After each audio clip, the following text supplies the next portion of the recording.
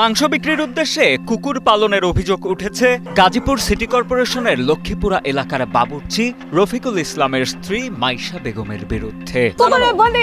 একটা বাচ্চা এই পালি ওই যে হেগোলগে মুরগির বাচ্চা বলে খেয়ে লয়, তাই আমি এই কারণে এই যে হেরাও সাক্ষী আছে ডাক দেন এই বাচ্চাটা কুকুরটা বান্ধা থেকে দিই আমি।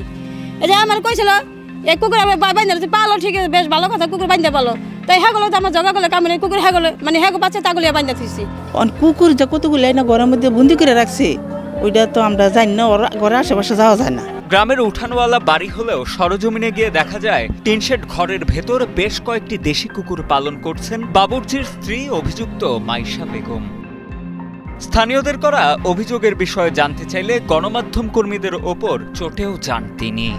বন্ধুর কথা শুনে আমি এটা ই করেন কেন, আমি কথাটা শুনেন, আমি তো এই যে স্যারের বলছেন কথাগুলি শুনেন। কুকুরগুলো কষ্ট দেওয়া হচ্ছে, এই কোনো কষ্টই না, কুকুরের ঘরে ফ্যান আছে, কুকুরের খাওয়ান আছে, চিলাচিলি করে প্রতিবেশীর সাথে মিলতাল করে থাকতেইব না, এগুলো তো জায়গা করে কামাইব না।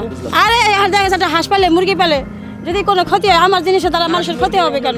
স্থানীয়দের অভিযোগ সবার আপত্তি সত্ত্বেও দেশি কুকুরগুলো ঘরে বন্ধ করে লালন পালন করছেন মাইশা বেগম।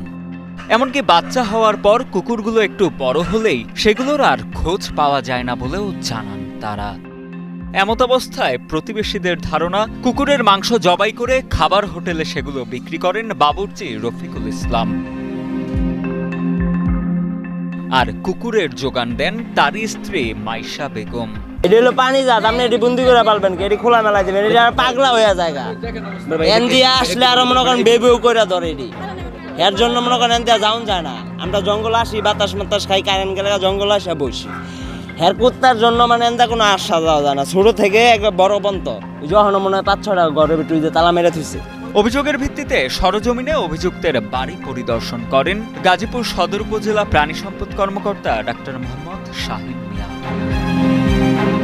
তিনি জানান দেশি প্রজাতির কোনো কুকুর বদ্ধ ঘরে আটকিয়ে লালন পালন করার কোনো অনুমতি নেই, তবে মাংস বিক্রির উদ্দেশ্যেই সেই কুকুরগুলো পালন করা হয় কিনা সে বিষয়টি এখনো নিশ্চিত নন তিনি।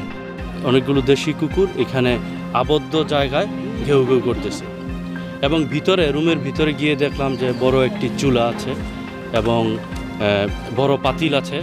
তো সেই ক্ষেত্রে বড় চুলা এবং বড় পাতিল কী কারণে রাখা হয়েছে সেটা আসলে এখনও প্রশ্নের সম্মুখীন বুঝতে পারতেছি না। যে খবর পেয়েছি যে হোটেলে এই কুকুরের মাংস ইয়া করে সাপ্লাই দেয়, এটা কতটুকু সত্য মিথ্যা আসলে আরও সময়ের প্রয়োজন, আরও অনুসন্ধানের প্রয়োজন। তারপরে আমাদের সামনে এখানে যে বাবুর্চির ওয়াইফ, উনি আবার এই কুকুরগুলো বলতেছে লালন পালন করে, কিন্তু আমাদের প্রাণী সম্পদ অধিদপ্তরের নিয়ম অনুযায়ী কুকুরের কিন্তু লালন পালন করতে হলে যে এরকম ফার্মিং সিস্টেম, ফার্মের রেজিস্ট্রেশন নিতে হবে, লাইসেন্স নিতে হবে।